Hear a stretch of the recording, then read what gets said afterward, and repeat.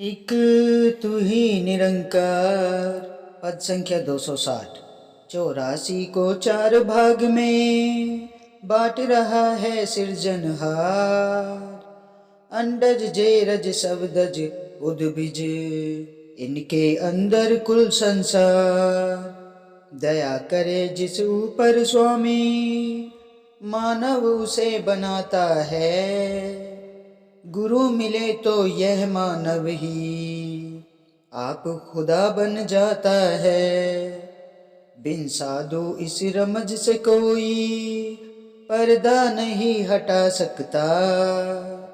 कहे अवतार बिना सतगुरु के, रब नहीं कोई दिखा सकता। 84 को 4 भाग में बांट रहा है सृजनहार। सासंग जी, ये सदगुरु महाराज है ना, इसने 84 को 4 भागों में बांटा हुआ है। अंडज, जेरज, शब्दज, उद्बीज, इनके अंदर कुल संसार, मतलब सारा संसार इन्हीं चारों भागों में बटा हुआ है सासंग जी। सृजनहार इस परमात्मा ने बांटा हुआ है सासंग जी। लेकिन ये प्रभु परमात्मा दया करे जिस ऊपर स्वामी, मानव उसे बनाता है सासंग जी।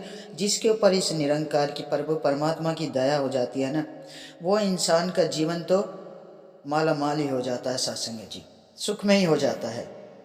गुरु मिले तो यह मानव ही आप खुदा बन जाता है सासंग जी। जब ये सदगुरु महाराज हमारे जीवन में आ जाते हैं ना, तो हर संत के अंदर ही ये परमात्मा होता है, ये निरंकार हर संत के अंदर होता है सासंग जी।